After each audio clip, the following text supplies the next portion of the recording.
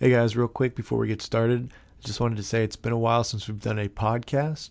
We've been doing Fantasy Riot video, but what happens is our conversations go so long. It's real hard for us to put a time limit when we get so enthralled in these conversations and we try and start, dissecting all these different aspects of trends, and we're trying to give you analysis on so many different things.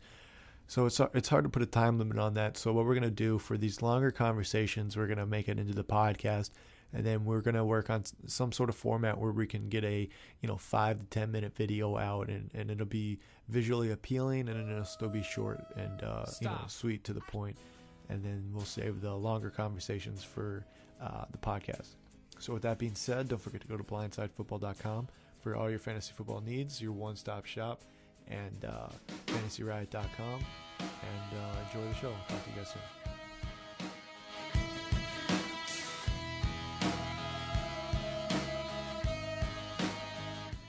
Hey guys, welcome back to Fantasy Riot video over at fantasyriot.com. We're sponsored by Blindside Football. You can go to blindsidefootball.com for all your fantasy football needs. These guys got season-long leagues. They got weekly-long leagues, your daily fantasy football advice, everything you need in one convenient place. That's blindsidefootball.com. I'm joined today again with Eric Weisberg, aka Shaggy. How you doing, Eric? Pretty good. How you doing? Doing good, man. We kind of dropped the ball here a little bit last week. We were kind of busy in our personal lives, haven't really got a chance to get around to this. So what we're gonna do is do a week 3 reaction, kind of go a little bit of some news, and kind of give you guys some reactions that we had, some things that we saw, and some things we're looking forward to, and some trends that we're noticing. So I just want to jump right in with kind of the news that's going on right now. And the first thing I got is it's a very real possibility that Jake Locker strained his right throwing wrist and could cost him week 4. Does that change your view on Kendall Wright, Justin Hunter, Delaney Walker may miss the game also? As for the receivers, like after week 1, we were all kind of high on the receivers. It looked like the passing game was real good, but I don't think any of them are reliable enough to start consistently. I mean, with the bye weeks coming up, especially like Wright, I would start him if you got some bye week, issues. But as for Delaney Walker, like he's obviously the one who has been benefiting most from Jake Locker. And if another quarterback comes in, that could really hurt his value. Because at this point, he's, especially with the matchup this week, he's a start. I would definitely start him this week. But if Locker's not, throwing him the ball, it's even more unpredictable than it is now. And I would shy away. Right, and Tennessee's got the Colts this week, and if Locker can't go, it'll be Charlie Whitehurst. Charlie Whitehurst, or do you know if Mettenberger is back off? Because the last time I checked, he was injured. So, I mean, if Whitehurst doesn't work out, you might even see Mettenberger if he's not hurt. Yeah, I would assume that Mettenberger would have been the guy, but thus far they're saying that it's going to be Whitehurst.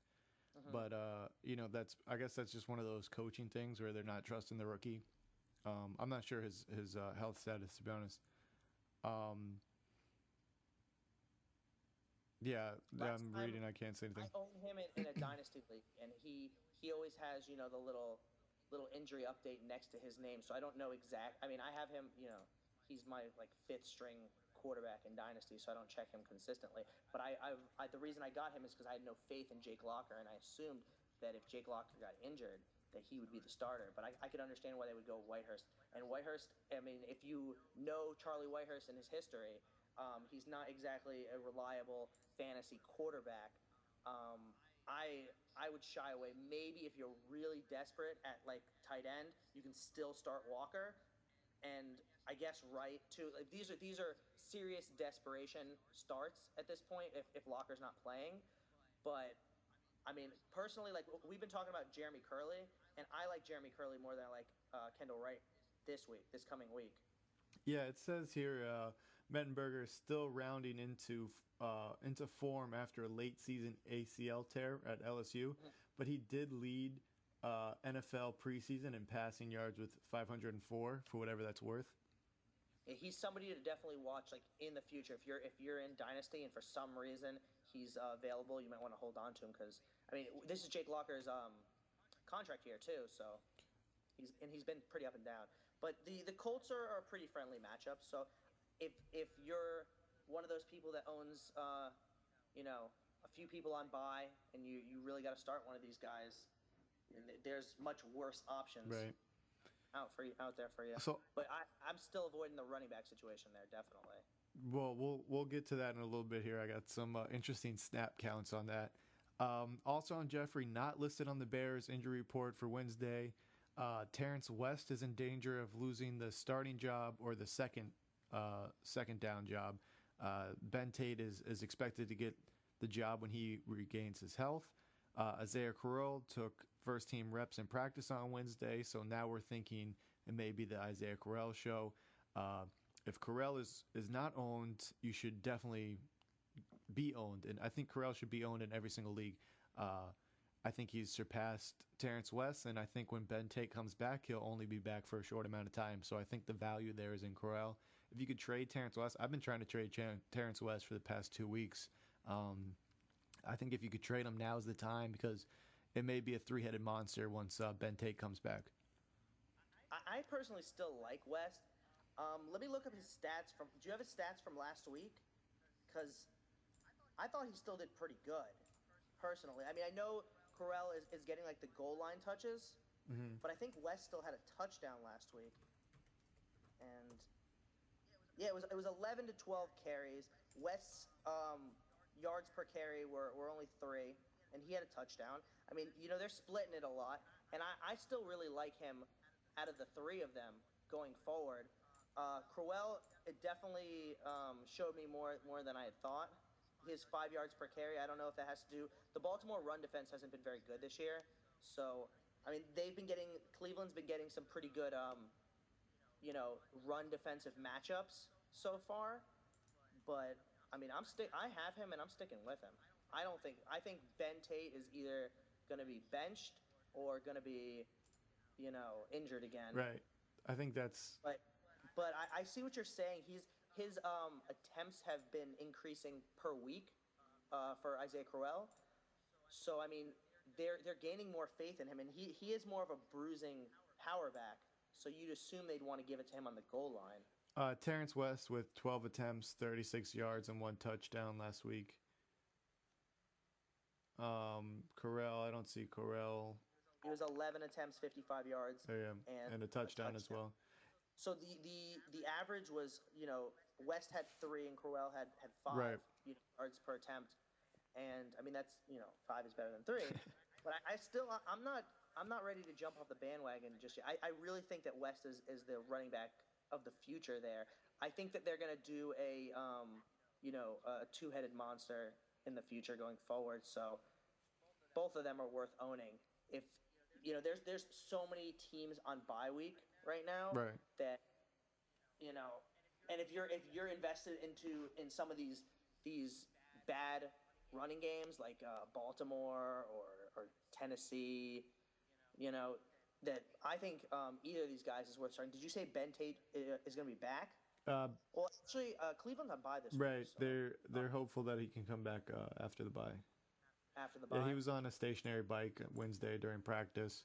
I mean, I don't know how much that says.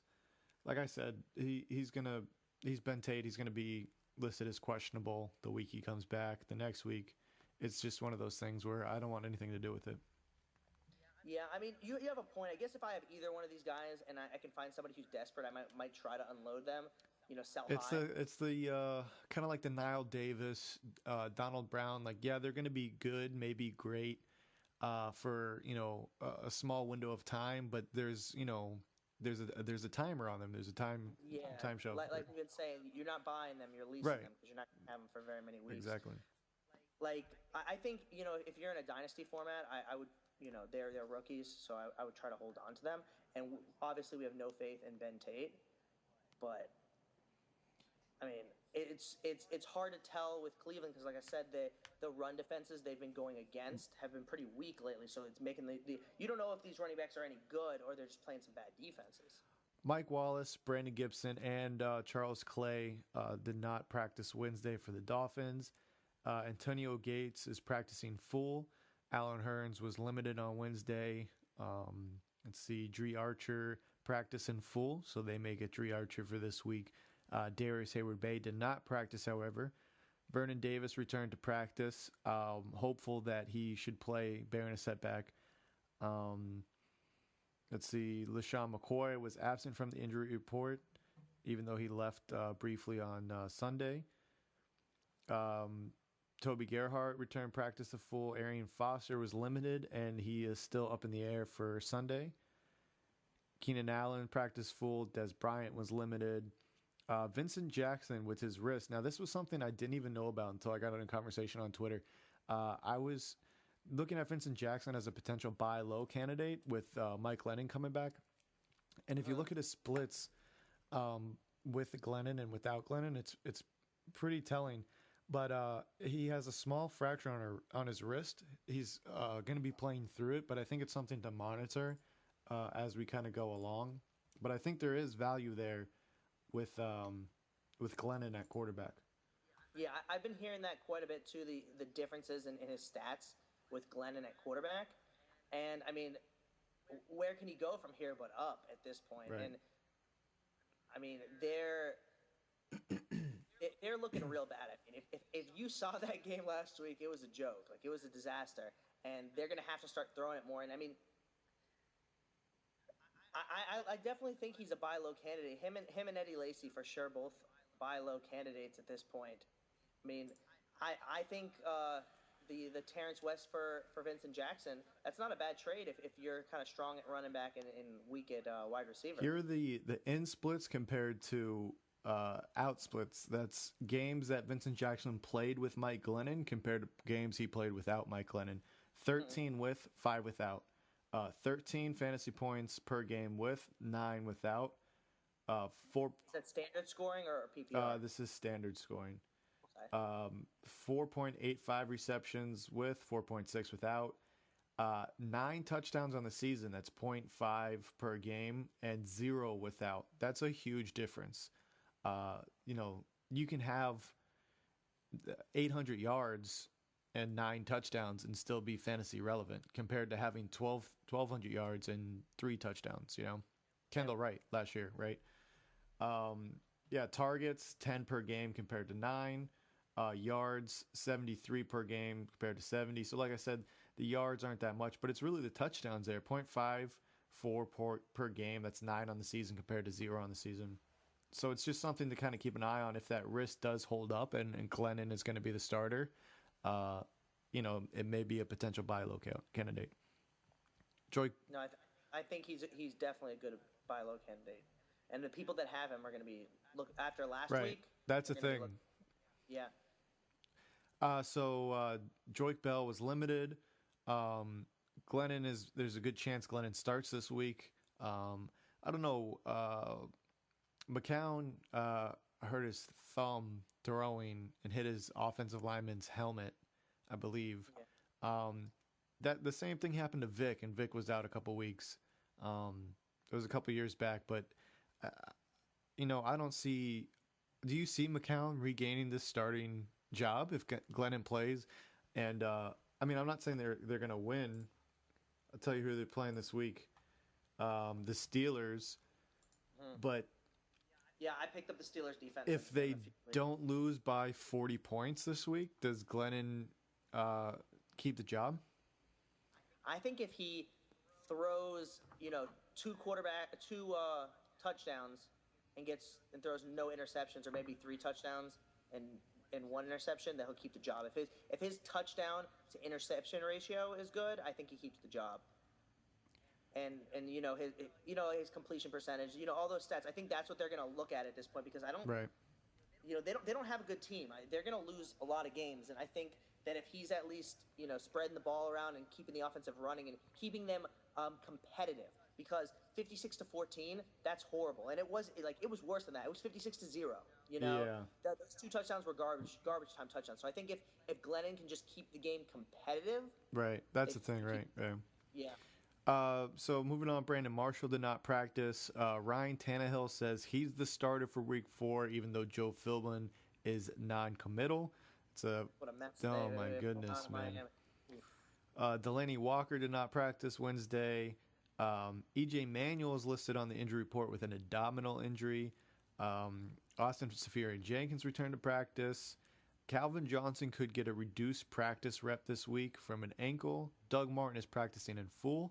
Jonathan Stewart is week to week with a knee. So this is something where Jonathan Stewart is out, Mike Tolbert is out, D'Angelo Williams was out, and now I guess he's going to try to play this week. But, are you doing anything with this? I got a name for you. Darren Reeves is a running back that Panthers signed from the practice squad. It's just a warm body, right? It's just a guy who can get carries in an offense that doesn't have a healthy running back right now. Is there anything that are you doing anything with this, or? If D'Angelo plays, I'm starting him. They usually run all three of those running backs, and they have Cam, and right now they're down to one. The guy Dan Reeves that you were talking about, that was his name, Dan, right? Darren Reeves, yeah. Darren Reeves, not the old coach Dan Right. Reeves, but Darren Reeves. He'll probably get some carries, but I don't think you can risk starting Right, him. no, definitely don't start him. I'm not even picking him up at this point.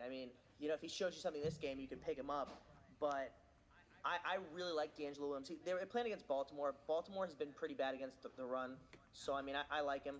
And they pass the ball a lot. They have Kelvin Benjamin, who at this point looks like he needs double coverage.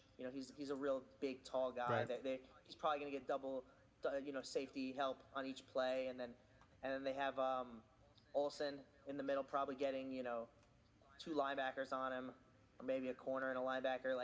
I don't think they're going to be stacking the box against the Panthers. No. Baltimore is actually 22nd against running backs, giving up an average of 15.3 points per game. Yeah, So middle of the pack there. Yeah. Let's see the other two I want to get to real quickly. Roddy White was limited with his hamstring, and Bernard Pierce returned to practice with his thigh. Oh, that Baltimore running game. Avoiding that. Yeah. I don't know what's going to happen. Who's going to get the ball there?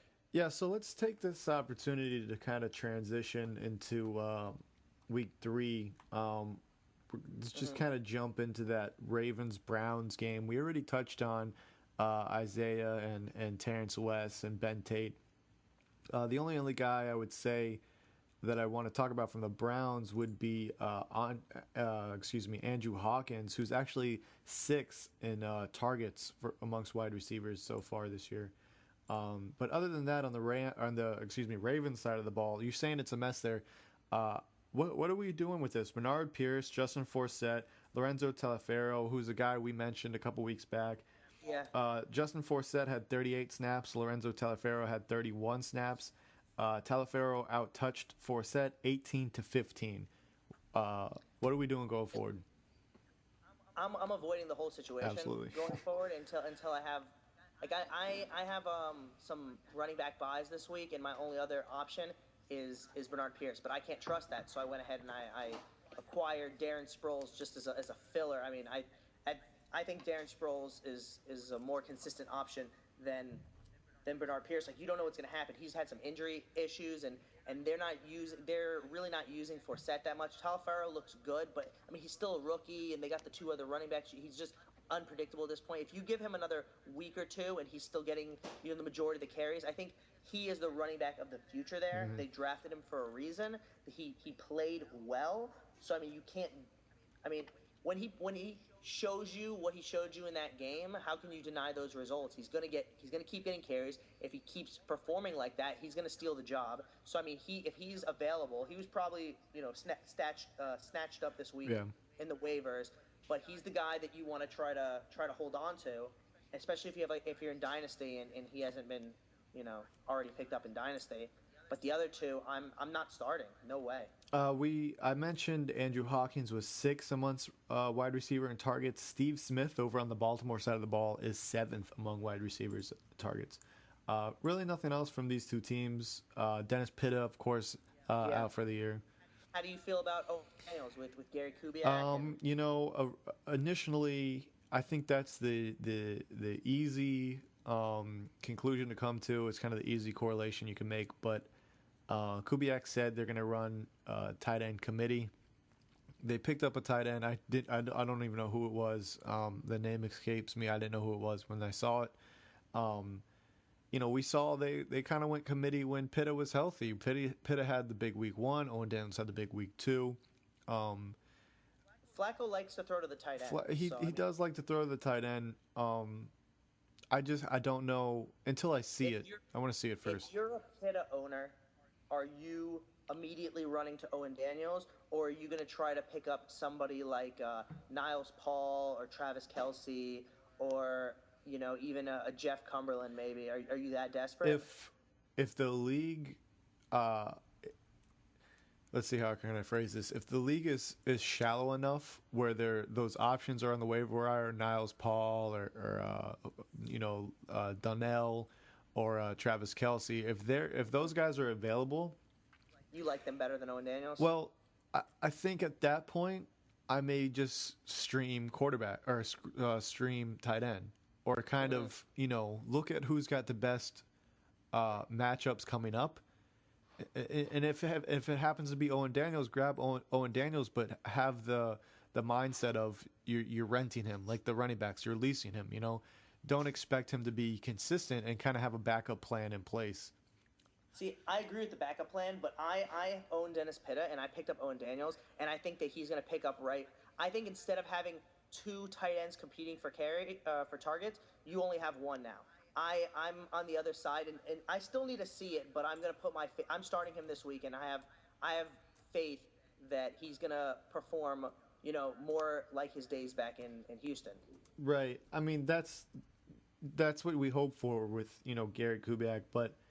I'm in a league, a deeper league where I have Pitta, and I didn't have the waiver priority to get Owen Daniels, so I ended up having to make a trade. But the first thing I saw from Kubiak, and I know you can't really listen to coaches too much, but they did say they are going to go out of committee there. And I think we saw that a little bit with Daniels and Pitta healthy. I think the only thing I can do is kind of wait and see. Yeah. I'm gonna wait and see with him in my starting lineup. Yeah. I have faith in the tight end in Baltimore. They don't got much else going on as far as running backs and everything. Let's try and for the sake of time pick it up a little bit here. Cowboys at Rams 34-31. DeMarco Murray is a beast. He's getting a lot of carries. Nobody else is. Lance Dunbar had only 6 snaps, 0 carries, 1 target. Des Bryant is a beast. Tony Romo had a decent game. I think we can give him more of the benefit of the doubt in matchups moving forward. I'm still avoiding Romo, but DeMarco Murray has 3 fumbles, 3 games, and he's still killing it. I mean, if that's not a positive sign, then I don't know what is, because he's not going to fumble in every game. Excuse me. Anything on the Rams side of the ball? Brian Quick is probably, he's the number 1 there, right. Definitely, and what everyone's been preaching. And Zach Stacy doesn't look that bad. I think Austin Davis is probably going to remain the quarterback there. The defense looks a little better. And if you listened to me last week and you started Dallas's defense, you weren't too disappointed. I said start Dallas's defense. They ended up getting a touchdown. So. Over at Texans, Giants 30. Texans 17. Victor Cruz had a nice day. Eli Manning had a nice day. Rashad Jennings continues to have a nice week. I've been pushing this guy, Rashad Jennings. He's the thing to worry about for me with Rashad Jennings is workload. Workload. Yeah. He's I believe he's no. I think. I read a report that they're going to limit his carries a little bit. They're going to make Williams a little more involved, is what I read. DeMarco Murray has 75 attempts, leading the league, and Rashad Jennings has 68. I think he had 35 carries on Sunday. It was like 35 or 34. It was a lot. Yeah, so like you said, they came out with reports that Andre Williams is going to be more involved. It's a short week. Jennings has a little bit of an injury history. They also use him in the passing game a lot. Right. Like, it's not just the carries. Like, he's getting a lot of touches overall. Yeah, he's definitely legit in PPR. They use him in pass blocking. They use him, in little check down passes. Like, he's being used a lot. I wouldn't be surprised if it runs into you run into an Arian Foster kind of situation where they're getting kind of scared for the future and they want to limit his touches, which is sad because he's been performing pretty well for you if you have him. Right. Speaking of Arian Foster on the Texan side of the ball, Foster sits out. Alfred Blue wasn't too impressive, but got the job done. DeAndre Hopkins. Are you picking up Blue as a handcuff if you have Foster? Yeah. If I have Foster, I'm getting Blue any way I can. No. No, not really. Unless if I have the waiver priority, or if I get him, I may try and trade him to the Foster owner. That's what I did with Asada. Found the Adrian Peterson owner. But I had the waiver priority at the time. But yeah, it's nothing special. I think Foster comes back. He's doubtful this week, but I think he comes back. And when he's played, he's been pretty beastly. Right. DeAndre Hopkins, speaking of beast mode, I think he's borderline. I think he is startable. I think you're kind of worried because he's had such big games. You're looking for the regression, but I think it's here to stay. Yeah, no, I like him too going forward for sure. Vikings of the Saints. Brandon Cooks continues to be involved. That was your number one rookie, if I remember correctly, heading in. I think he's a start every week. Throw him in your flex and just keep it moving. Jimmy Graham, obviously. Colston got a touchdown at the end of the game there. It's back a little bit. Vikings, Teddy Bridgewater is Matt Castle broke his foot, so now it's the Teddy Bridgewater show moving forward. Are you starting him? Are you picking him up? Are you starting him? What are you doing with Teddy Bridgewater? I'm not yet. Playing the Falcons coming up this week. I'm in a 2-quarterback league, and there's 10 teams, and I think he's still available. I'm not. If you're really desperate, and you want to hold on to him, maybe you're running, Tom Brady, but right. I think there's still better options out there. You gotta wait and see. But also, they lost Peterson, they lost Kyle Rudolph. They pretty much only have Cordero Patterson, and he didn't show me enough last week to warrant even a roster spot. Redskins, Eagles. Eagles 37, Redskins 34. What's his name? Jordan Matthews gets into the end zone twice. What? Yeah. Right. Outperforms Riley Cooper. This is a guy. I wrote an article for Blindside last week where I looked at the two guys, Riley Cooper and Jordan Matthews, and kind of broke down their snaps. And I was hoping to find a trend where I was hoping Jordan Matthews started low and kind of progressively got high, and Cooper started high and kind of his trajectory went low. But it was just all over the place, completely random. So there's really nothing you can kind of take away from this. Just being week 3. Yeah, I agree with you. There's a little something I've just noticed over the years with Riley Cooper, and it's besides last year. He's a bad football player. He hasn't really showed you very much. He's kind of, just been that guy there. And Jordan Matthews, he's a talented player. Like, he has the talent there. So if I have Riley Cooper, I don't have him, but if you have him, drop him. Because you don't need him anymore. And, if you really want a replacement, I would much rather have Jordan Matthews. Moving on. Well, anyone else on this game? LaShawn McCoy didn't look that great. Darren Sproles. I think he regressed a little bit. Yeah, I think Darren Sproles is this another guy included in that article for Blindside. I expected Sproles to be more involved than he is currently. But I think on average he's going to be on the field for around 20 snaps. I thought it was going to be more than that, but he's going to have those games where he's playing on turf, he's indoors. It's a solid matchup, and he makes someone miss and he takes it to the house. I still like him as a solid flex option because I want a little piece of Chip Kelly's offense. I don't want Riley Cooper. Right. I want a piece that he's actually going to use. And last week they were passing the ball all over the place. Jordan Matthews had 2 touchdowns. I think Macklin had over 100 yards and a touchdown. They were all over the place. So it depends how they game plan. Like, he's an offensive mastermind. He's going to figure out something. There's going to be games where Sproles and McCoy go off. So it depends upon the matchup, and it's not just like the defensive matchup. It's NFL coach mastermind matchups that we can't. Yeah. We don't know just by looking at the box score or watching the games. So, but he'll have his games. He will. Yeah, absolutely. Like you said, I think you just put him in your flex and you kind of just roll with it. But He's nice for bye weeks. I traded for him this week, and like I said, I'm starting him over Bernard Pierce. I mean, I don't expect for him to get crazy numbers, but that's why you put him at the flex. If he gives you a little something, you should be happy. right. On the Redskins side of the ball, Niles Paul is a guy we briefly mentioned earlier. Until Jordan Reed is back, because this is a guy that's a start every week. I mean, not every week, but if you're in like a 12 team, 14 team, 16 team league, he's definitely every week. If you're in a 10 team, I mean, you could probably find a better matchup in a few weeks. But Kirk Cousins, they look like they're throwing the ball a lot. Kirk Cousins look good. And if I'm playing the Redskins and I'm a defensive coordinator, one of the last people I'm going to be worrying about is Niles Paul. Exactly. So, I mean, he should be getting a linebacker on him, maybe even like, a nickel corner or something like that. Like, I think he has some good opportunities. And like we've talked about with the backups having the connections. Yeah, that's what I was going to mention. Connection with Kirk Cousins. So I do like him, but if he has a horrible matchup and you can find somebody with a little bit of a better matchup, you might want to go there. Yeah. Somebody to look at, like we said, like Owen Daniels, if he has a really good matchup. Those are one of those, toss-ups. Yeah, I love that you brought that up because I was going to bring that up also. The second string guys, the guys who get the reps together, similarly, Andre Roberts. I'm blanking. Sorry.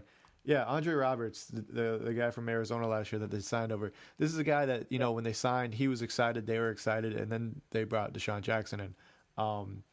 He looked good last week too, and I think it's another situation where it's. He's a guy that probably got more work with Kirk Cousins. Kirk Cousins probably got more work with him. He needs to get onto the field, though. So, yeah, he needs to get on the field. If Deshaun Jackson or somebody gets, or Gerson gets injured, right. I love him. With Deshaun Jackson kind of nursing the shoulder injury and he if you watched the game last week, he was I saw that game. He was holding his shoulder quite a few times. He obviously didn't want to go out because he was playing Philadelphia. But if he tweaks it again, I mean, you could probably expect a game or two for him to miss throughout the rest of the season. I expect him to probably miss a game. Oh yeah, I mean that's just he's kind of not fragile. So yeah, somebody keep an eye on Niles Paul and Andre Roberts. Moving on, Broncos, Seahawks. I mean, you're starting your studs. Seahawks win 26-20. Anything really you want to add to this? Monte Ball, hold on. There's hope. He's got better matchups ahead. If you got players going against the Seahawks, don't expect too much out of them unless you're unless it's the Chargers apparently. But I mean, that game you're starting the same people you always start. What about Wes Welker? Let's talk about Wes Welker a little bit. When he comes back from the bye, are you definitely starting Wes Welker? Because I think I am. Yeah, I think you have to if you have him. Unless you have a better option. What about Sanders? You're still starting Sanders, right? Because I think I'm still starting Sanders. Yeah, I was. Until you see otherwise. Yeah, right? I was hesitant. I didn't know who would eat away at whose production, but Peyton Manning loves Emmanuel Sanders. I think that's his new buddy. I was pretty shocked. You're starting to scare me for trading him because you're talking. I've been thinking about trading high on Emmanuel Sanders with Wes Welker back. I've heard this around a lot with sell Emmanuel Sanders, and I've had him in Dynasty, and I've owned him for a while, and his value's never been higher than now. Right. And never been getting the same kind of trade offers that I'm getting. And Peyton Manning has only so many years left. So if you own Emmanuel Sanders in a Dynasty format like me, you might want to consider trading him. But as for the future, like his value is probably not going to be any higher than it is now. Yeah, I agree with that. Demaryius Thomas has been having a horrible year so far, and that is not going to continue. Yeah, that's not. If you can buy low on Demaryius Thomas, that's a really good one. If you can, I don't think anyone who owns him is going to be panicking like they might with like Eddie Lacy. I saw somebody trade AJ Green the other day.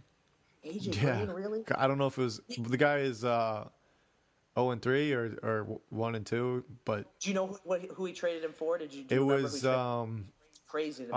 I hope he's not listening. I'm not trying to dog him out, but it was Drew Brees and Alfred Morris for Jay Cutler and AJ Green, and he got And Breeze and Morris. So I mean, that's not horrible. right. But I'm not trading AJ Green. Like I'm not trading AJ Green. I'm not trading Calvin Johnson.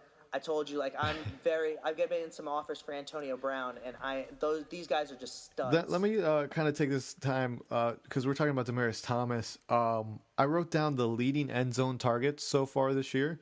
So there's three wide receivers who have 6 end zone targets.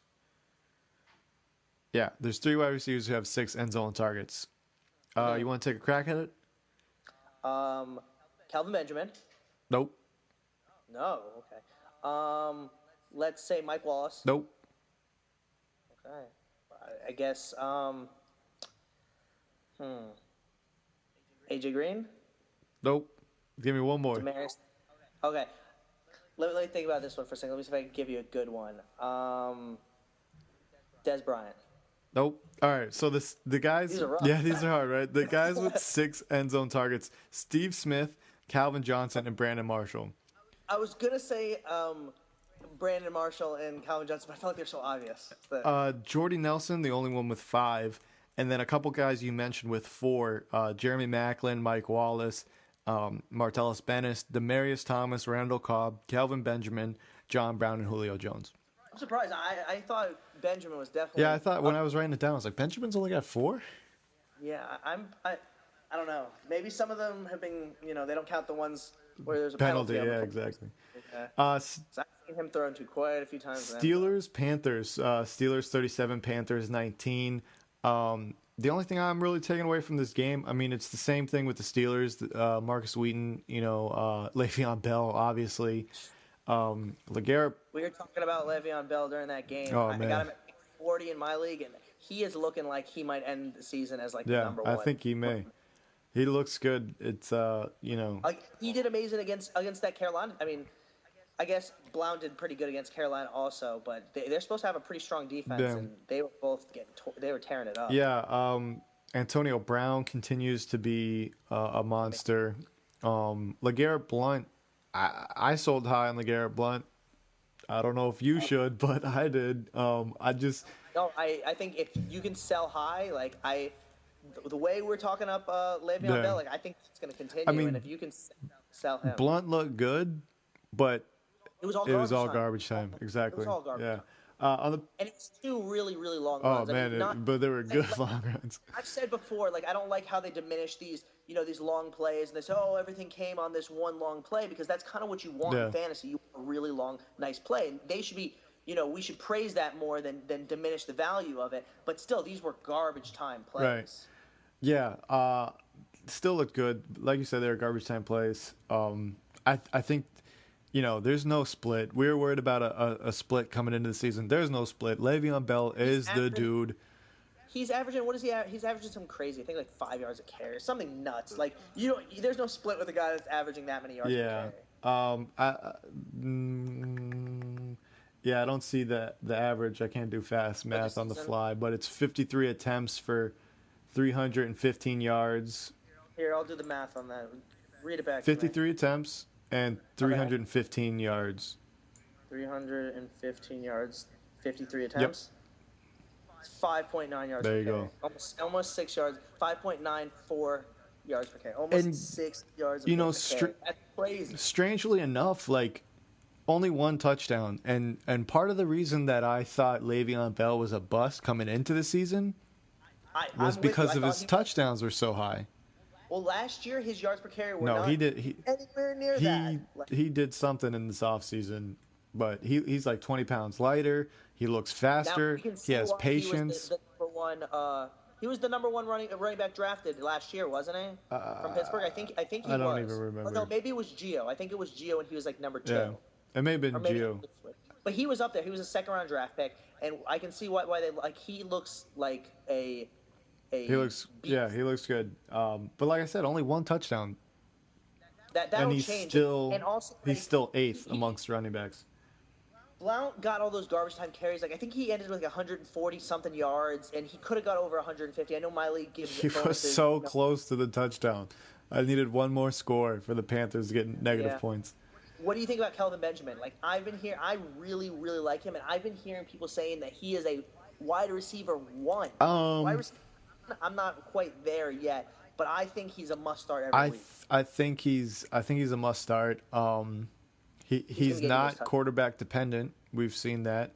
Derek Anderson, week one. Yeah, he's a difference maker on that offense, and you know what, this week I may I'm trying out some DraftKings, some uh, daily fantasy games. I'm going to write an article about it.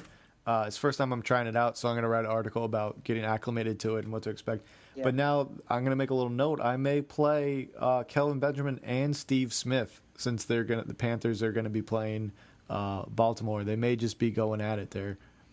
Let me make a prediction. They're playing. Carolina is playing Baltimore this week. Yes, I believe. Kelvin Benjamin touchdown and D'Angelo Williams touchdown. And Pittsburgh is playing Tampa Bay this week. Le'Veon Bell is going to get that There you touchdown go. this week. All right, so let's move over to the Chargers side of the ball, or not the Chargers side of the ball. The Chargers game. Chargers Bills 22-10. Donald Brown had 62 of 69 snaps for the running back position. This is your guy. He didn't have the best stat line, but the Bills defense is decent. I don't want to say it's great, but it's The pretty. strongest part of the defense is that defensive line. So, and they have a pretty good run defense. And by far their strongest part of their defense is their defensive line.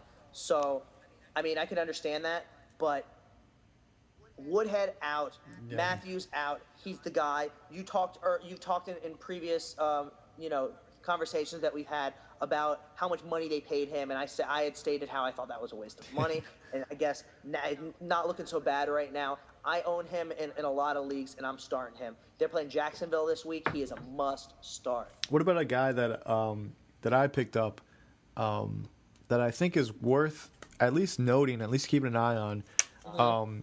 Brandon Oliver, who's now going to be running behind Donald Brown. I mean, he only had 7 snaps last game, but I mean, it's someone that could potentially spell Donald Brown, come in maybe for third down situations. Maybe. I am not familiar with him. That's real deep. I'm not familiar with him. So, I mean, I'm going to assume, like most teams in the NFL, that they're going to split at least a few carries. And, I mean, the Chargers are one of those teams that have consistently spread the ball around, when it comes to rush attempts. And I don't think that he's going to get every single rush attempt. So Over on the see how it goes. the Buffalo side of the ball, Fred Jackson, 45, CJ Spiller 25. Those are snap counts. For those are for rushing snaps. Fred Jackson 45, CJ Spiller 25. For passing snaps, Fred Jackson 30, CJ Spiller 9. That blew me away. Yeah, it's unpredictable. They're both pretty good. I don't like the matchup this week, so I'm actually benching CJ Spiller for Matt Asiata and Donald Brown, because there's an unpredictability level there. I still like Spiller a little better going forward because he's getting you the return yards. he's a little bit more utilized in the passing game, but they love Fred Jackson. They just love That guy this is guy. drinking from the fountain of youth, man. I traded him off in my dynasty like 2 years ago. Like, oh, let me sell him high. He's an old man, but they love him, and he runs really hard. Yeah. So if you own either of these guys and you don't have better matchups, you shouldn't be ashamed to start them. You shouldn't feel bad about it. Like, these are guys that are going to get touches. You don't know how it's going to go, but there's certainly worse running back situations that you could be handcuffed to. Yeah, absolutely. Moving on, Titans, Bengals 33, Titans 7. We talked about Jake Locker earlier. A guy we alluded to that I said I had something for you is Bishop Sankey. Mm-hmm. We've been talking about Bishop. I think every video we do, we kind of mention him. Yeah. I heard a lot of people, like analysts and different big name guys, saying drop Bishop Sankey.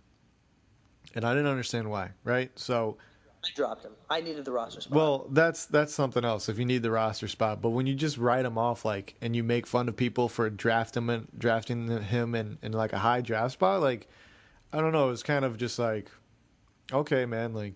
And people try to jump on these rookies, like they don't really go that highly in the drafts. If you consider, where some of these these running backs go like first 3 rounds, and if you can get Bishop Sankey in the 4th, 5th, 6th round, and he ends up being the starter, and like that, yeah. Yeah, I'm sure you're going to go over the touches, and I saw his touches. He had the majority of the touches last week, didn't he? Yeah, so I mean, I know this is just 1 week, and I'm trying to make Sean Green's not getting the job. Sean done. Green's not going to get it done, and this is why people drafted Bishop Sankey.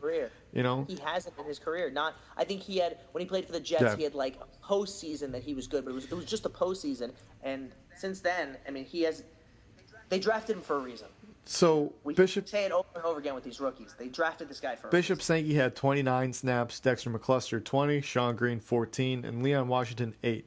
So Bishop had the most. He had 29. And then after the game, Wizen Hunt criticized him again, saying that he needs to work on his foot movement or something like that. I just don't think they like Bishop Sankey. Like, I think that's just the whole thing. They don't think he's ready, or he's a rookie, and they just don't care. Heard reports over the off season in mini camp and training camp and stuff that he was having trouble remembering the playbook. Oh, really? He was like, though, you know how you hear that a few times. Right. I think we heard it about the tight end in for the Jets, Amaru, Jason Amaru, and also Eric Ebron, and like the coaches, they don't really like that. Right. I think it gives off the impression of laziness. Right. So, I mean, I heard that a little bit with Bishop Sankey, but, I mean, as highly as he got drafted, like, he's a talented player, and the other running backs there are not that talented. So it really is just a matter of time. Right, absolutely. Not like Monte Ball last year. Like, it was just a matter of time before he got all the carries, or most of them. Somebody, I forgot to mention, I'll throw this in real quickly for the Saints. Mm-hmm. Pierre Thomas, 35, and Kyrie Robinson, 30.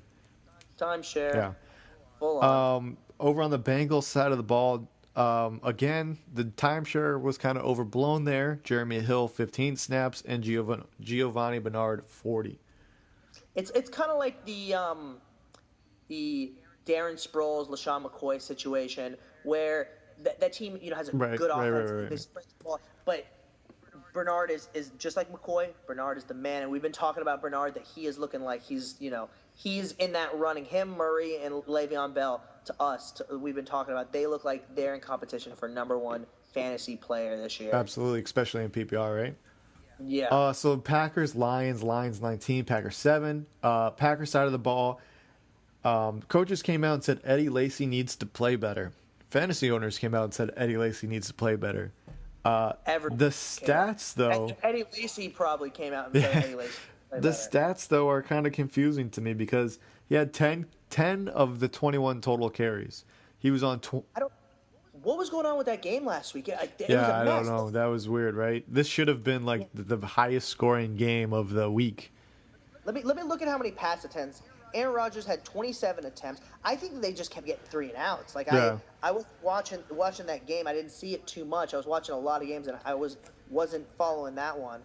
But like you said, the carries were a little more spread out, and I mean I think that they were running into a lot of 3 and outs. 24 running back snaps for Eddie Lacy, 20 for James Starks, and 10 for Dwan Harris. Mm-hmm. That's 30 that Lacy's missing out on for whatever reason. Yeah, a lot of 3rd and outs. Drop Mason Crosby because he got me 1 point, and I lost by 2. So. Yeah, I have him in a league too, and I'm not ready. That definitely hurt me, but I'm not ready to give up on that Green Bay offense. No, not. I think that this, and the kicker goes along. Kickers are so unpredictable. That's why I have this 2-quarterback league, and we don't even have kickers in that league because I don't understand why kickers are a fantasy position. Like, it's completely random, and as for Eddie Lacy, I mean, he's really, like, we've been talking about these bye buy low candidates. Right. He's a great candidate. The defenses they've been playing against are rough. Seattle, they played against. Detroit has a much improved, like over the years, if you follow football for a long time, Detroit has never really had that strong a defense. Their defensive line is great. And who did they end up playing? They played somebody last week that had a really strong defense too. I can't remember who they played. Who's that? Do you remember? Green Bay. They played Detroit last week. No, they played Detroit last week. The week before that, they played the Jets. Another strong run defense. Right. They played three very strong run defenses. They get Chicago this week. Yeah, and they're weak against the run. They're not very good. So, I mean, I think he'll bounce back. The Joik Bell, Reggie Bush. This is another duo that I wrote about. Coming into the season, everyone was on Joik Bell, saying that Joik Bell is the better running back. It was very simple because he's the better in between tackles, or runs better in between tackles. I think he played 2 more games than Bush last year, and they finished like maybe 2 spots out from each other in overall standings. The problem though is their snap counts are almost identical. Their carries are almost identical, and their targets are almost identical. So it gets to the point where through 3 weeks now, it's almost identical, and Detroit has been running the ball 35% of their total offensive snaps. Last year they ran at 41%. So it's a little bit of drop off from last year. And these guys, they both finished back-to-back last year, or nearly back-to-back last year with 40%, right? So now we're at 35. I know this is a lot, but I'm just saying, what I'm trying to say is, do we even care at this point? Like, who's the better one? Are we just not even starting them? No. You gotta, if you have either of them, you're starting both of them. This is like the Buffalo situation, right, where you're pretty much starting, either of the running backs. I don't draft Detroit running backs because this is what they do in Detroit with the running backs. They've done it for years. It's like Carolina. It's like, Buffalo. I try to avoid Buffalo. I like the Buffalo running backs talent-wise a little better, although Reggie Bush has a lot of talent. But if I drafted either one of these guys, I probably either had them before or there wasn't anybody left. Or there's a reason why I got these guys, and you're having to start these guys, and you shouldn't be worried because there is, like we've said before, there's much worse positions you could be in, and they're both going to get used. They're both going to get carries. They're both going to get catches. They're both going to be utilized, and neither one of them, unless there's an injury, is going to be like that number one guy. So they're nothing more than timeshare. Both of them are nothing more than running back 2, flex position. That's it. You better hope your running back 1 is a more consistent guy, because that's the most you're going to get out of these guys is a running back 2 flex. So let me interject this here. We went over the leading red zone targets for wide receivers. What about for running backs? The leading carriers. Does that make sense? The guy, the lead carries for 3 yards out of the end zone. Start with the guy who has 7. Which running back has 7 end zone carries? 7 carries within the 3-yard line? Yeah. Okay, within the 3-yard line. I'm going to have to go... This is a rough one. I'm going to say... Sorry, no, I'm taking a little bit of time. I'm looking at the rosters. Probably, let's go DeMarco Murray. What about Alfred Morris? Close, but no. I get one more guess. Give me one more guess. Let's go with Rashad Jennings. Boom. Yes, sir. I got it. Rashad Jennings, 7. He's the man. Alfred Morris is 5. Number 4, or not Gio? Not number 4, but 4 times. Giovanni Bernard? Close. Mark Ingram. And 3, there's a couple guys with 3. Got Gio, Bernard Pierce, Stephen Ridley, DeMarco Murray, Marshawn Lynch, Shane Vereen, and can you guess the last one? Shane Vereen. Can I guess the last one that has 3? Yeah. Le'Veon Bell. Nope. I don't know. It's a guy that you may be leasing. Oh, Donald Brown? Nope. Matt Oscar. Nope. Now Davis. Yeah, Now Davis. that one threw me, right? Yeah, I'm kind of surprised, but I think the DeMarco Murray one. Mm-hmm. I think that the reason his is so low is because he has been converting and actually getting the touchdowns, as opposed to Alfred Morris, who Has to hasn't do it been. again and again and again. And Rashad Jennings, he obviously hasn't been getting these that many attempts, but he has pushed it in a few times. He's gotten you a few touchdowns. So that stat's a little kind of alarming to me because I feel like that's the stat of people that have been getting carries in the 3-yard line and not being able to get it in. Yeah, you make a good point there. He has 2 touchdowns, so I guess he attempted 7. That's not a good conversion rate. You said, you don't worry about him. Right. He's So let's go ahead and power through this. We're going a little bit long on time, but Colts and Jaguars. Jaguars side of the ball. Blake Bortles is going to be starting, I think, for this week. You're not touching him. No, not like Bridgewater. You can't touch either of them yet. It's too risky. You got to be real desperate. Are you looking at Allen Robinson at all? Over on the Jaguar side of the ball? No, like the guy I like this week is Jeremy Curley. I like him this week. If you're looking for a spot bye week start, especially PPR. On the Colts side of the ball, Trent Richardson with 40 snaps compared to Bradshaw's 27, but Bradshaw continues to be the running back you want and the Colts want. It may have just been garbage time. I didn't watch this game. I didn't watch the game either, but if I'm owning somebody on the Colts, I just want a wide receiver. I like Bradshaw and Trent Richardson. He's had so many games that are bad as opposed to good. I owned him his rookie year when he actually did really good, and after I owned him that rookie year, I shied away from him because I saw the way he was one of those players that was doing horrible, had like 40 yards, and would save the day with a late touchdown. Right. He can't be trusted.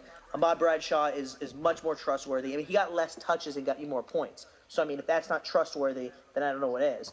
But, I mean, I'm sticking with the wide receivers there, and I want to pull up the stats for T.Y. Hilton again because I keep every week I talk about T.Y. Hilton's targets, and he got a little injured this last week, but I still think you just gotta go with T.Y. Hilton if you own him. It's hard because there's a lot of good wide receivers out there that are playing real well, and if you own T.Y. Hilton, you have a difficult situation on your hands. But he got 5 receptions. Oh, the stats I have here don't give me the targets. Let me see if I can but get him he real ended up quick. getting. I think he had 8 targets. I remember seeing 8 targets. But he had 18 yards, and he had 5 receptions. He led the team with receptions in receptions. I really like T.Y. Hilton still. He's going to push the ball, and it's going to come in the end zone. It's going to come eventually. It will. You said he had 5? He had 5 receptions.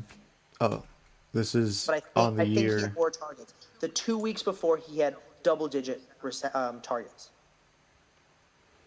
I can't remember. He had 6 targets, 5 catches for 80 yards last week. Mm-hmm. Let's see here in week 2. I think he had a pretty good stat line in week 2 also. 2, he had 11 targets. Mm-hmm. Wow, that's a lot. For 6 catches, 65 yards. I think week 1 he had 12 targets. Ooh, really?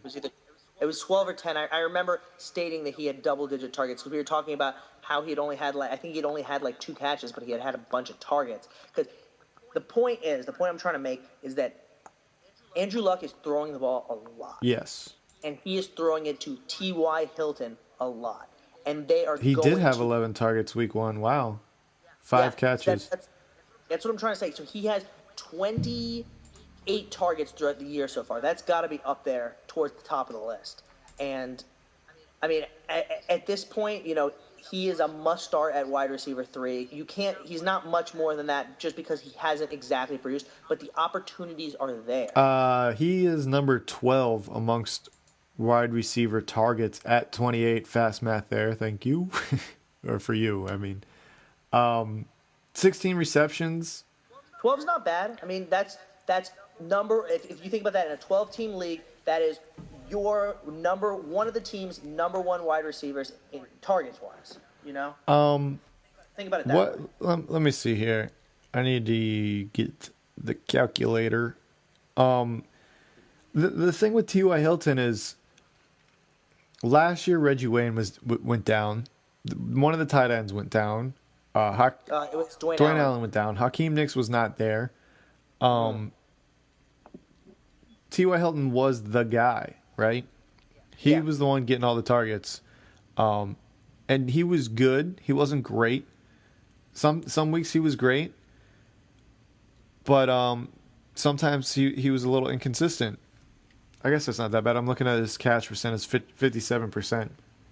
It's not too bad, but Yeah, last year I've talked about how I like him better this year because last year he was getting all the attention. This year he's not getting all the attention, and he's more of a big play, kind of receiver. So if he's not getting all that attention, he has the chance to get those bombs. And with the attempts there, he's going to convert on some of these. It's just a matter of time. And when he does, his knock has always been that he's inconsistent, unpredictable, but his numbers are not so unpredictable and so inconsistent and so low this year so far that you can't start him. That if you start him, you're like totally, in the hole. Like he's getting in standard leagues, he gets like 8 points PPR. He's getting double-digit points. Nothing too amazing, but nothing that's killing me. The only thing that sticks out to me right now as I'm looking at it is the guys that he's around with 27 and 28 targets. T.Y. Hilton has 186 yards. Julian Edelman ahead of him with 28 has 260. Antonio Brown with 28, 296. Then you go down back to 27. Kelvin Benjamin, 256. Des Bryant, 247. So the thing that what I'm trying to get at is what's jumping out to me is, he has a lot of those targets, but the yardage just isn't there right now. He seems to be, roughly 100 yards shy of who's around him. What I'm trying to say is that it's not there, but the attempts are there, and it's gonna come. Like I think it's gonna balance out, and I like him going forward. I've said this every week so far that I like him going forward. He's gonna show up. I'll tell you what, I'm incredibly surprised that he has 28 targets and that he's that high, 12. I thought. And they're throwing the ball a lot. They are throwing the ball a lot. They were demolishing Jacksonville last week, and they kept throwing the ball. Speaking of Jacksonville, Toby Gerhart 30 snaps, Denard Robinson 20 snaps, but only had one less carry. Toby Gerhart. And until he proves otherwise, I think you got to bench him. For the sake of your fantasy team, do not start anyone on Jacksonville or Oakland. Oh, perfect segue. Oakland Raiders and Patriots. Patriots 16, Raiders 9. Darren McFadden got the bulk of the running back carries here. 57 out of 60 running back snaps. That was 21 touches for a shocking 34 yards. Rod Streeter broke his foot. I was very happy to see him come back from his hip injury, only to see him leave with a broken foot. It was a sad day for you. Yeah. James Jones. I can't trust James Jones personally. Sometimes this week, despite what I just said about not starting them for the sake of your fantasy team, I have to start James Jones this week because I have a lot of week 4 buys, especially with Streeter out. Like so far, he's been the number one guy there, and as the stats that you just stated don't lie, the running back situation is abysmal, and they're gonna be behind, and they're gonna pass it. And the Miami Dolphins defense does not look that good so far. It's since week 1 it looked good. Week 2 and 3 did not look good, and I think especially PPR James Jones, I'm starting him this week PPR, and he's not that bad an option. If there's anyone to start there, I guess James Jones will get you some points. But 22 targets on the season for 15 receptions, 189 yards, and 2 touchdowns. That's James Jones. I mean, can you really hope for more out of an Oakland player at this point? I mean, that's pretty good for Oakland, Right. I'm trying to see if Andre Holmes is even on this. If I get 10 points out of him, I'm thrilled. Yeah. Yeah, he's not even on this. So, yeah, you're right. We're not starting any Raiders unless we have to, like James unless Jones.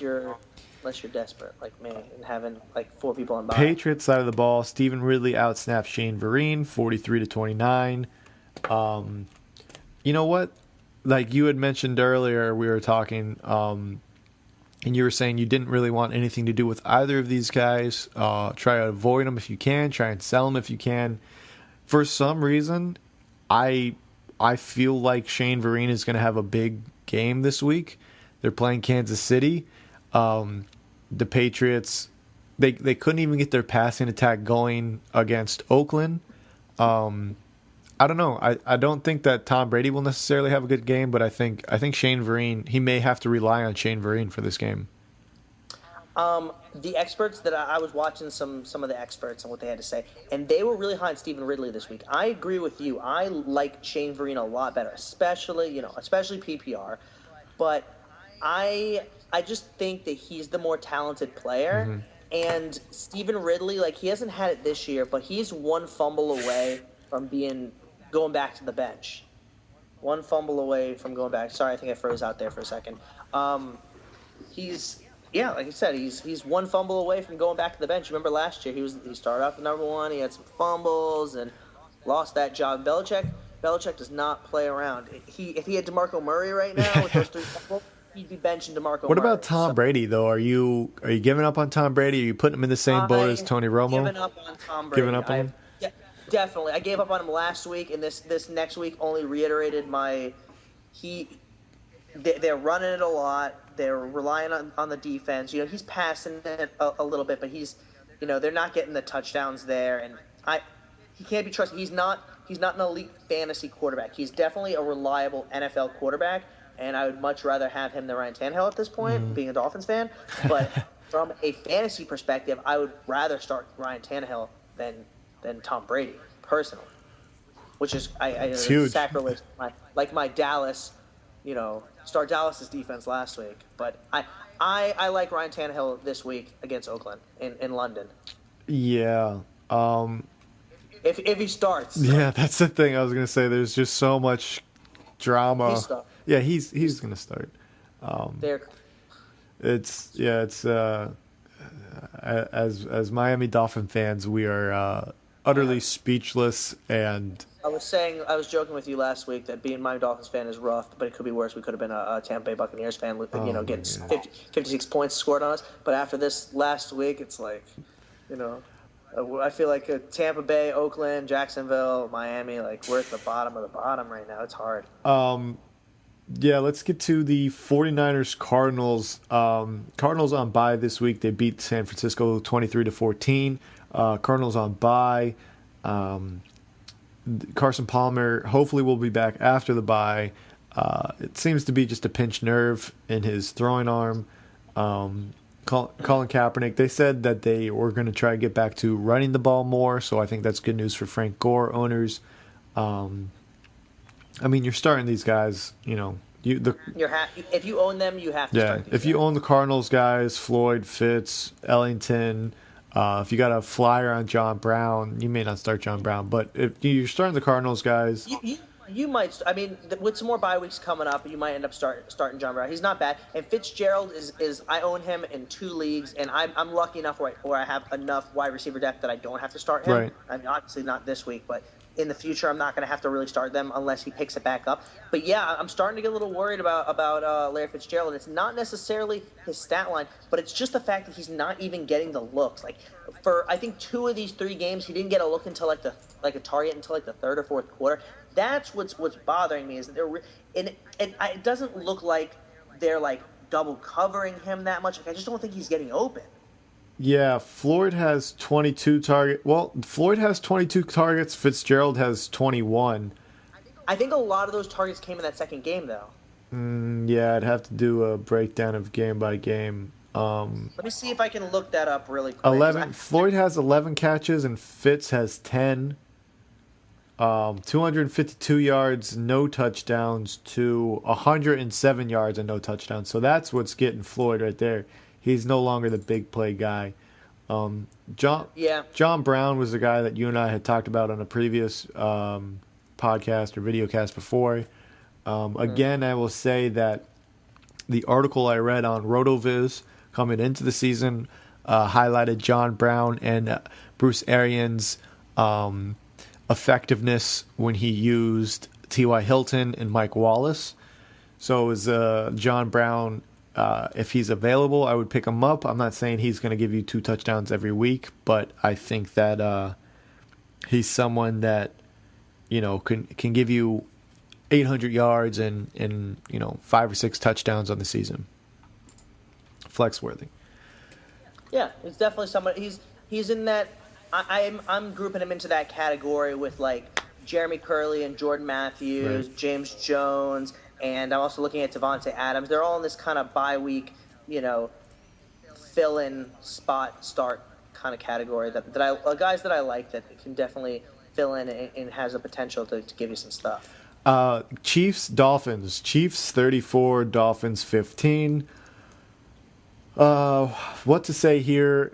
Mike Wallace. Yep. That's about it for the Dolphins. That's about it. Lamar Miller actually looked pretty good, and he played 55 snaps. Daniel Thomas and Damian Williams were not as much of a concern in running back committee as I thought they would be after seeing Noshawn and Lamar Miller being a committee. It is Lamar Miller's job to lose. There's been a stat that's been flying around with all this Tannehill controversy that they're averaging more yards per run than they are per throw. Which I wouldn't be surprised watching the games. As for Lamar Miller, I've stated several times how I'm not a believer in Lamar Miller because he hasn't shown me anything. He showed me something this one game, but he needs to show it to me again because when you have 20 bad games and 1 good game, I can't. Right. The outlier is the bad games. Right. I'm sticking with show me more. If you can sell him after that game, you might not get more value for him. But until Noshawn's back, he's pretty much the only guy there. Like you said, if he starts stinking it up, those other guys might get some more carries. But Lamar's, he's pretty much the guy right now. Yeah, I can't imagine what the Dolphins would do if Miller couldn't get anything going either. Chiefs side of the ball, Jamal Charles. We were talking about this earlier. What do you do with Jamal Charles, the Monday night game? This is a really, really tough decision because Niles Davis is probably owned if you're a Jamal Charles owner. And he's probably not owned by you. And the person who owns him is probably crazy and offering you, trying to get, one of your best players for Niles Davis, who's probably, like we've said, he's not a buy. He's a lease. You're going to get him for 1 week, 2 weeks. Jamal Charles might be back and then no more Niles Davis. Maybe, 6 carries, it would be nice for him if Jamal Charles is getting a lot of the carries still. But is it worth risking? Now, you got to keep in mind, if you have Jamal Charles, he was probably your first, second, he was probably first, second, or third overall pick in your draft. And you're really taking a risk at starting him on trying to start him Monday night. And they're playing the Patriots, so it's like you're not going to pick up Vereen. Ridley's probably taken also. If you can pick up Ridley, if you can get one of those other guys, or like we were talking about earlier, maybe start him at the flex and start, I don't know, because Kansas City. Who are you going to start at receiver for Kansas City? Dwayne Bowe. I mean, like I said, last week was probably the week that I would start him, and he didn't do very much. I'm not starting Dwayne Bowe. And then for the Patriots, it's like Edelman, and he's already owned, and I'm not starting Amendola or Kembrell Tompkins, or I'm not starting these people. So you're really in a bind. And I have Jamal Charles, and I don't think I can take the risk. I have too many people on bye, and like I said earlier in our discussions, that I'm going to go Donald Brown and Matt Asiata, and I'm going to bench Jamal Charles unless I hear something come Friday or Saturday that he's like 100% to go. Because as we've seen with Doug Martin in the last few weeks, Doug Martin's going to play, Doug Martin's going to play, and even Arian Foster's going to play. All of a sudden, 5 minutes before the game, and another example was Carson Palmer. All of a sudden, bam, he's not playing, and you're stuck with Jamal Charles, who's not playing, and then you got to pick up Joe McKnight or somebody. So yeah, it's one of those things. I'm shying away from it because it's just too risky. It's one of those things. I mean, if you're the Jamal Charles owner and you didn't own Niall Davis, you probably should have tried to make a trade to get him, so that way you could just if put in Niall Davis, Jamal Charles starts, put in Jamal Charles.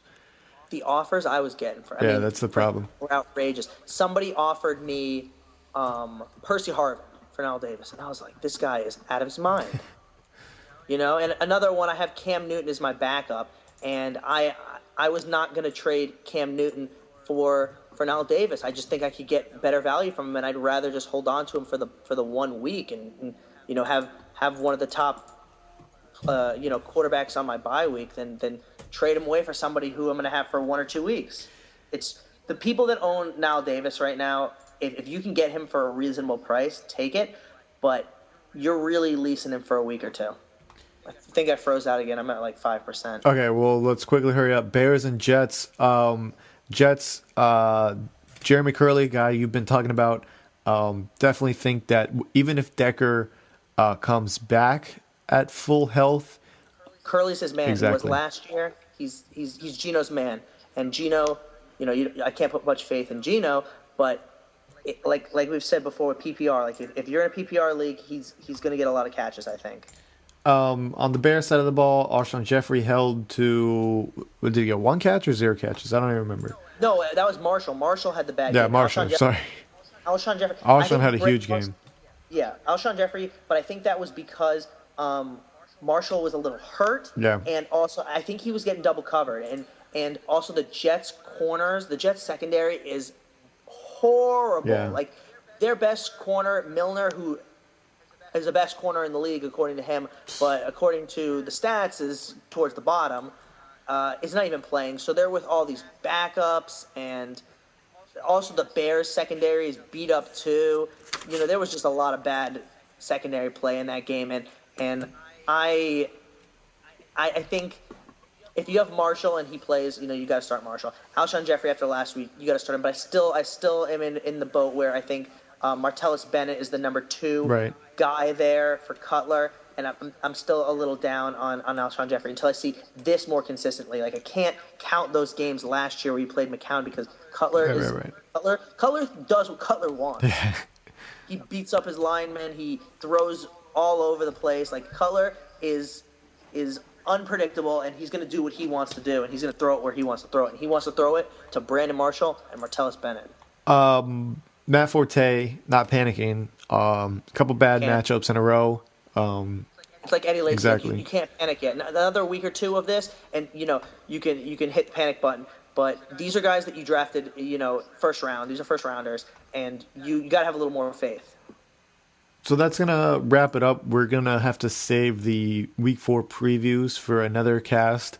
That was our Week 3 review. It was a little bit longer this time because we there's a lot of stuff. There was a lot of stuff. We kind of didn't have time throughout this past week. We were both kind of busy, so we wanted to make sure we went over Week 3. We'll look ahead to Week 4 and the next one. I'm going to give you 2 wide receivers and 2 running backs. I've already mentioned, but I'm just going to end with them as far as flyers moving forward for this week, and maybe guys to hold on to. Eddie Royal for this week, and not so much to hold on to, but I think for this week is matchup. Allen Robinson, a guy that I think you can hold on to. Brandon Oliver, a guy that I said earlier, I think you can hold on to him until we see what happens with Donald Brown. There's no guarantee Ryan Matthews stays healthy. He's no Ben Tate, but he is no clean bill of health. And Darren Reeves is just a flyer. Throw it out there, see what happens. There's no healthy running back in Carolina right now, so this could be the guy. So pick him up if you have the spot to waste rather, or see what happens. You got anything for us to end on? Yeah, I've just been pushing Jeremy Curley, Yep. the whole time, and he's probably available in your league because he's on the Jets. I don't like Decker. He's having some injury issues, and you know, he hasn't been that great so far. So if Curley's available, hold on to him with the bye weeks coming up. Somebody else, if you don't grab him now, somebody else is going Yeah. to. Redskins and Giants Thursday night game. Who is your not your start of the night, but who is the best fantasy performer of the night? I have a feeling that Rashad Jennings is still going to do really good. There's a lot of people saying like bench him.